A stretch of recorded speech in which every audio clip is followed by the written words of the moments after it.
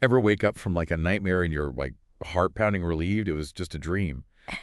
But imagine living that nightmare constantly, the fear that something terrible has happened to someone you love. And that was Susan Powell's family's reality. Yeah, and today we're gonna just dive into the unsettling story of her disappearance. Yeah, A case just full of twists and turns and a chilling family secret that just shocked the nation. it really did. It's a story that captivated the public, I think, not just because of the mystery surrounding Susan's vanishing, but the deeply suspicious behavior of her husband. Josh, you've shared an audio excerpt with us from that true crime podcast, Seriously, which lays out all the disturbing details. Right. So yeah, buckle up. Yeah, it's going to be a wild ride. Because this deep dive is going to take us into the heart of a case that really just left more questions than answers. So many questions. Yeah. Okay, so let's start by painting a picture of Susan Powell. She was a young mother of two beautiful boys. A devout Mormon, worked at Wells Fargo, seemingly living a normal life in Utah with her husband Josh, a computer programmer. Right. But this picture-perfect facade hid a dark and disturbing reality. It did. And the key to understanding this darkness kind of lies in Josh's family history, Okay. particularly with his father, Steve Powell. Oh, yeah, Steve. He wasn't just a disapproving father-in-law. No. This man held deeply disturbing views about women and control, and views that he instilled in his sons. And it wasn't just Talk the Podcast details how Steve developed this creepy, almost obsessive fixation on Susan. Oh, yeah. He was stealing her underwear, Yeah. secretly recording her, and keeping journals filled with disturbing fantasies about her. It's weird. I mean, who does that? Yeah, it's incredibly disturbing, and it gets worse. Oh, no. Josh was exposed to this behavior for years growing up in a household where his father's warped views were completely normalized. Right. It's impossible to ignore the potential impact this had on Josh's own views on women and relationships. Right. Absolutely. Get what I mean? Totally. Yeah. And sadly, Susan and Josh eventually moved to Utah, partly to get away from Steve's creepy advances. Right. You'd think that would solve the problem, but it seems like the damage was already done. Yeah, moving away didn't erase the deeply ingrained beliefs and patterns of behavior that Josh had learned from his father. And as we'll see, those patterns manifested in troubling ways in his relationship with Susan. So let's fast forward to December 2009. Susan disappears, and Josh's behavior immediately raises red flags. He tells police he took their two young sons on a last-minute camping trip in the middle of a snowstorm in Utah, no less. Right. And when he returns home without Susan claiming that she decided to stay at the campsite, his story was riddled with inconsistencies. Oh, yeah. He couldn't remember basic details about the trip, like where they even went or what they did. It just didn't add up. And then there's that bizarre detail about him stopping at a self-service car wash in the middle of a blizzard to detail his minivan. I mean, who does that? It's almost comical if it weren't so suspicious. Exactly. It reeks of a manufactured alibi, a desperate attempt to create this timeline that doesn't incriminate him. But as the investigation unfolds, the evidence against Josh just starts to pile up, and it paints a much more sinister picture. The podcast mentions that investigators found Susan's blood in their house. Oh, wow. And get this, a life insurance policy on Susan worth $1.5 million. Oh, jeez. And in his van, they found a crowbar, Yeah. a saw, gasoline, even plastic gloves. It's like something straight out of a crime thriller. It's a truly disturbing collection of items, Yeah. and it raises serious questions about Josh's intentions. And remember, just 10 days after Susan vanished, Right. he attempted to access her retirement funds. This Yeah. wasn't just a grieving husband. This was starting to look like someone trying to cover their tracks. It's heartbreaking to think that while everyone was searching for Susan, assuming the worst had happened, Josh was already thinking about the financial benefits of her disappearance.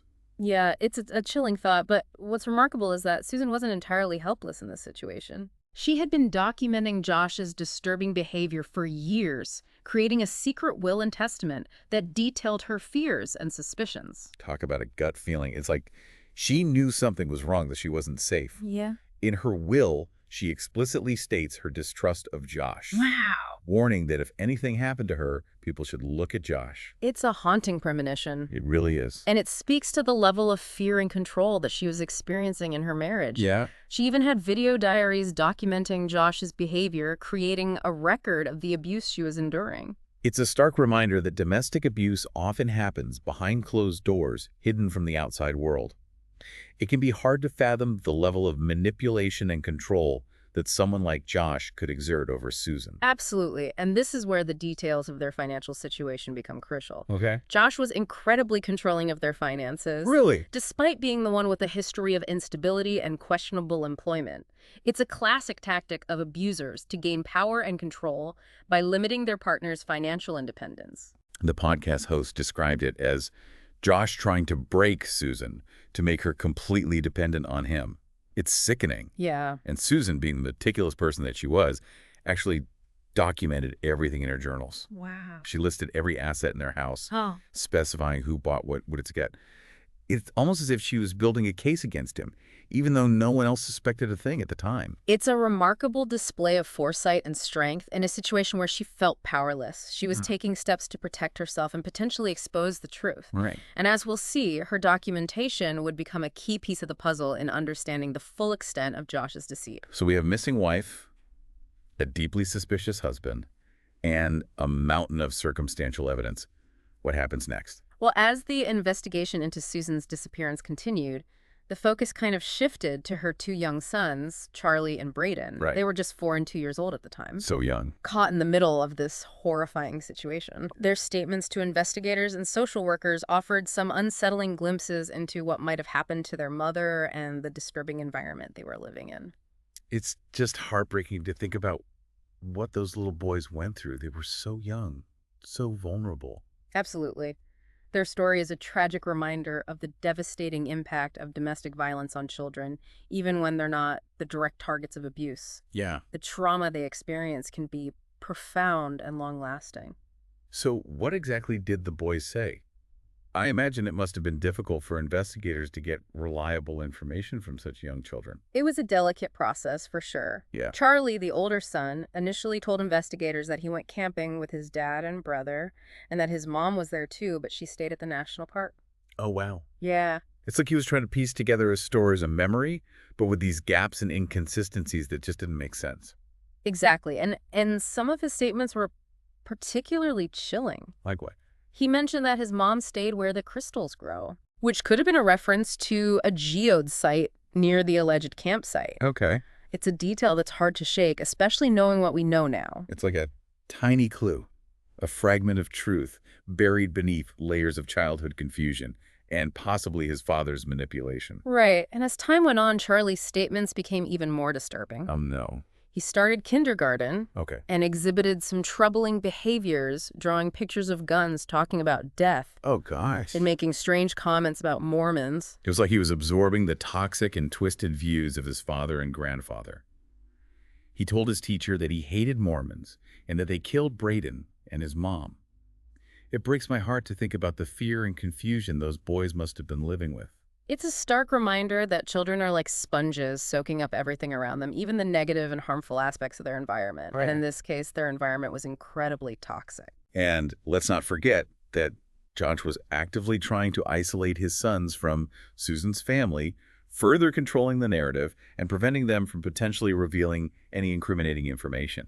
You're right. He even went so far as to give the school a list of people who weren't allowed to see them, including Susan's parents and even Susan herself. What? It was a blatant attempt to erase her from their lives and maintain his control over the situation. That's awful. It's infuriating and heartbreaking. And it wasn't just Josh. His father, Steve, was also actively involved in trying to smear Susan's reputation and deflect suspicion away from Josh. Absolutely. They created that website, susanpowell.org, which initially seemed like a resource for finding Susan, but quickly devolved into this platform for spreading conspiracy theories and attacking Susan's family. They even went on national television claiming that Susan had run off to Brazil with another man. It was a completely unfounded and ludicrous theory. Right? But they clung to it, desperately trying to create any explanation other than the most likely one, that Josh was responsible for her disappearance. It's a classic tactic of abusers and manipulators to shift blame, control the narrative, and silence their victims. It's just so unfair. Susan was clearly trying to protect herself and her children, but she was up against a deeply manipulative and dangerous individual, and sadly a system that wasn't equipped to recognize the danger she was in. That's a crucial point. Yeah. This case raises serious questions about the responsibility of authorities to protect children when a parent is a suspect in a missing person case. The system clearly failed Charlie and Braden. The custody battle over the boys was a major turning point in the case. Susan's parents fought tirelessly for their grandsons, and eventually they were awarded temporary custody. But this only seemed to enrage Josh further. He was furious. He even said he'd rather see the boys in foster care than with their maternal grandparents. Are you serious? It was as if he was trying to punish Susan's family by denying them access to their grandchildren. Wow, that's just awful. And it's at this point that the investigation takes another disturbing turn as part of the custody agreement. Josh was ordered to undergo psychosexual evaluations due to some disturbing content that was found on his computer. Oh. It took years for the police to unlock his computer, but when they did, what they found was deeply unsettling. Okay. Child pornography depicting incest and other horrific acts. Oh my God. This was a major turning point in the case, providing further evidence of Josh's deeply disturbed and dangerous nature. So you have this mounting evidence against Josh, his inconsistent stories, the suspicious items in his family, Susan's blood in the house, her secret will and testament, the boy's troubling statements, and now child pornography on his computer. But still, no Susan. What happened next? Well, with all of this evidence piling up against him and facing losing custody of his sons permanently, Josh made a horrific and irreversible decision. Yeah. During a supervised visit with his sons, he locked the social worker out of the house, doused it in gasoline, and set it ablaze, killing himself and his two young boys. Oh my. It was a devastating act of familicide. Just a horrifyingly selfish act designed to punish everyone who he felt had wronged him.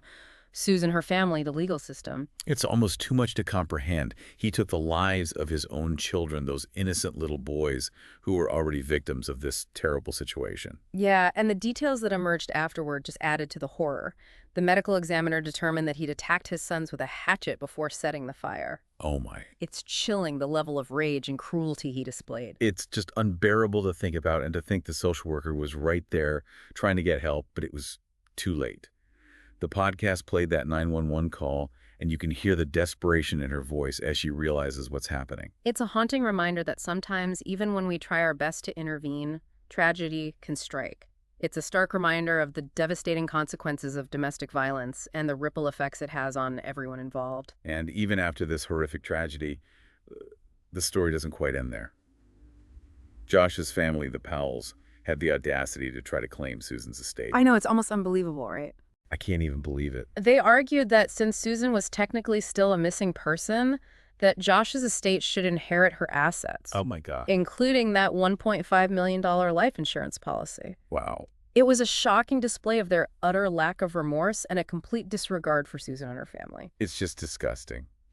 Thankfully, Susan's parents were able to countersue and were ultimately awarded control of her estate, preventing the Powells from profiting off of their daughter's death. Yeah, it was a small victory in the face of unimaginable loss, but it at least ensured that Susan's legacy wouldn't be further tarnished by her husband's family. So after all of this, where does the case stand today? Have they ever found Susan? Sadly, no, Susan's remains have never been found, despite numerous searches, including a 10-day effort near Topaz Mountain in Utah, where Josh claimed to have taken the boys camping. Right. Her whereabouts remain a mystery. There was that glimmer of hope in 2022 when bones were discovered in a Utah mine, but those turned out to be animal remains. Some clothing items were also discovered nearby, but DNA testing hasn't provided any conclusive results. Yeah, it's a heartbreaking reality for Susan's family, who are still searching for answers and closure after all these years. Imagine the pain of not knowing what happened to your daughter, of not being able to lay her to rest. The podcast mentioned that Susan's father believes Josh dismembered her body and scattered the remains in different locations, possibly with the help of his brother Michael. It's a plausible theory, especially considering Josh's demonstrated capacity for violence and his disturbingly meticulous planning in the familicide. It's not a stretch to think that he might have applied that same chilling meticulousness to disposing of Susan's body. And speaking of Michael, he tragically took his own life not long after his father Steve was convicted on voyeurism and child pornography charges related to his obsession with Susan. Right. Many people believe that Michael was involved in Susan's disappearance, and that the guilt and fear of being caught ultimately led him to take his own life. It's a tragic end for everyone involved.